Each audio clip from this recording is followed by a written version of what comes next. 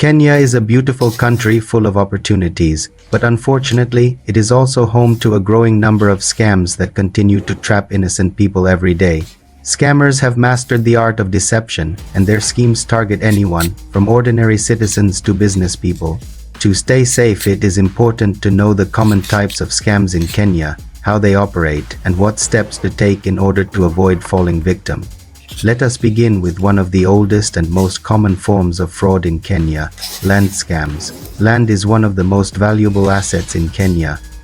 Everyone dreams of owning a plot to build a home or for future investment. Because of this, land scams are everywhere, and many Kenyans have lost millions to fraudsters. The typical land scam starts with a very attractive advertisement. The price is often too good to be true, and that is the first red flag. Scammers pretend to be genuine agents. Tumekuwa tukichanga kwa muda, kila mwezi tunajinyima, mama mboga anajinyima.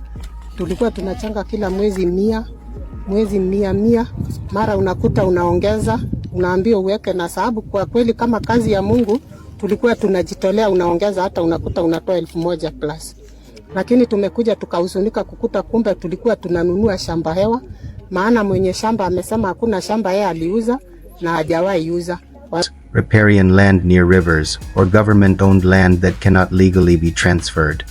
Most of these scams succeed because buyers rush to pay a deposit before doing a proper search.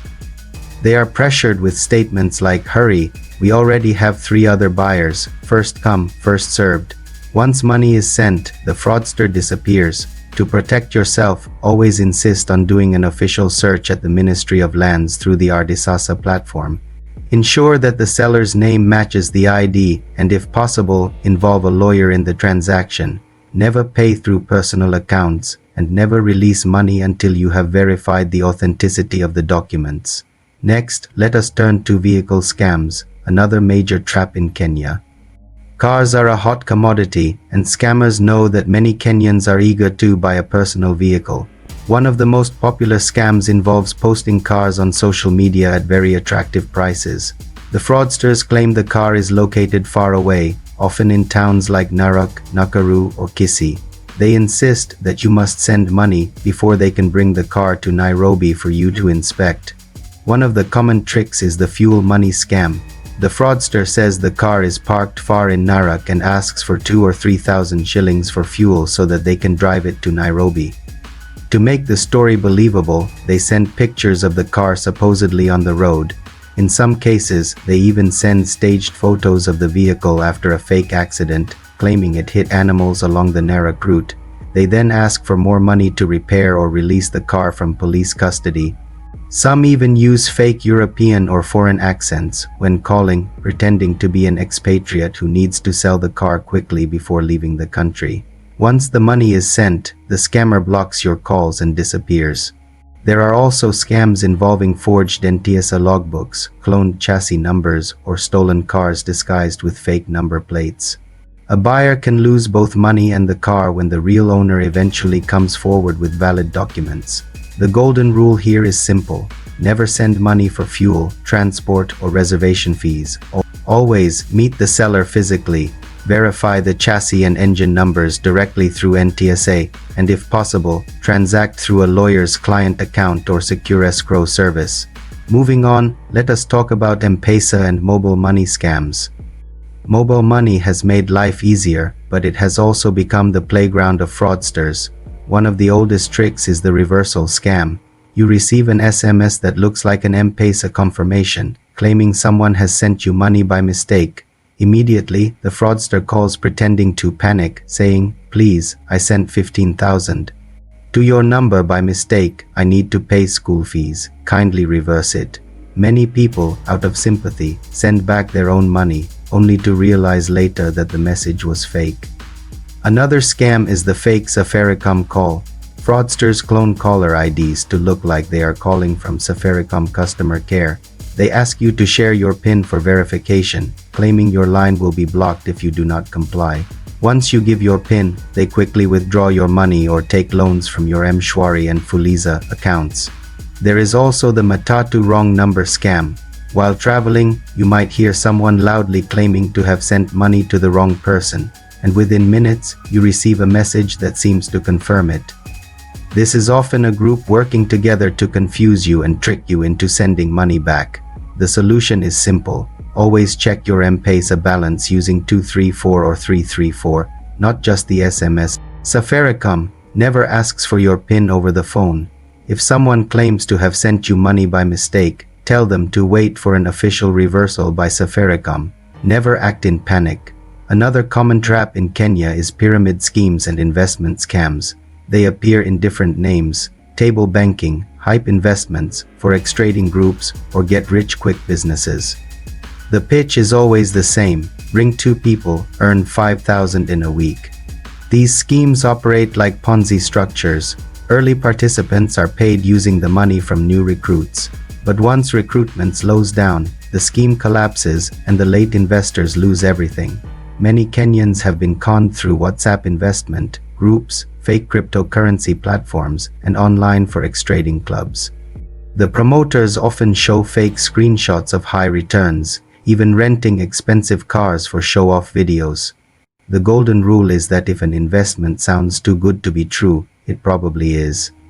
Genuine investments grow slowly, and no legitimate business can guarantee you double or triple your money in weeks without risk. Fake loan apps and agents are another trap. Many Kenyans, especially youth, look for quick loans online. Fraudsters create fake apps or pretend to be agents of banks and microfinance institutions. They can tell you to send a small processing fee, which is usually 500 or 1,000 shillings, before you can access the loan. Once you send the money, the app stops working or the agent disappears. Some predatory apps even steal your contacts and later harass your relatives with shaming messages if you delay repayment. To stay safe, always check the Central Bank of Kenya website for licensed lenders. Avoid any app that asks for money before dispersing a loan. Rental scams are also very common in Kenya, with the high demand for housing in places like Syokimau, Rongai, and Ruaka. Fraudsters have found a perfect field. They copy photos of beautiful apartments online and advertise them as available. When you call, they tell you the house is highly demanded and ask for deposit before viewing. Sometimes they claim to be abroad and say, "Send the money to my caretaker and he will give you the keys." Many people pay deposits only to find that the house either does not exist or it is occupied by another tenant. To avoid this, never pay any money before viewing the house physically. Always insist on signing a tenancy agreement and pay only to the landlord's official account. Online job and romance scams have also grown. Young people are lured with promises of supermarket or NGO jobs, but asked to pay 2,000 shillings for uniforms, registration, or medical tests. Once the money is paid, the job offer disappears. Romance scams target mostly through social media. A woman may believe she is talking to a foreign engineer working in Turkana oil fields or a soldier in peacekeeping missions. The fraudster sends sweet messages and builds emotional trust. Later, they ask for money, pretending that their child is sick or they need clearance papers. Many victims lose thousands of shillings while chasing fake love. SIM swap and identity theft are also on the rise. In this scam, fraudsters pose as Safaricom agents and convince you to share personal details. Later, your line suddenly goes off and you realize it has been swapped. During that period, they access your bank accounts, M-Pesa, and loan apps. Some even take loans in your name. To protect yourself, never share your ID or SIM card PIN. If your line suddenly goes off for unusual reasons, call Safaricom immediately or visit the nearest shop. As we reach the conclusion, the big question is, how can Kenyans protect themselves? The first step is awareness. Always be skeptical of deals that are too good to be true. Verify everything independently. For land, use ArdhiSasa and involve lawyers. For cars, use NTSA TIMS, inspect physically, and never pay for fuel or transport. For M-Pesa, remember that Safaricom will never ask for your PIN. For loans, check the CBAK licensed lenders list. For rentals, never pay before viewing. For jobs, know that genuine employers do not charge fees. For online relationships, be wary of people that are asking for money. The general rule is to slow down, verify, and never act under pressure. Scammers thrive on urgency and panic. If you take your time, ask the right questions, and use official channels, you will avoid becoming their next victim. Kenya has many opportunities, and hard work always pays. Let us stay alert, share this information with friends and family, and together we can outsmart the scammers and keep our hard-earned money safe. Please subscribe, like, and share for more enlightening episodes. Thank you very much for this far we have come.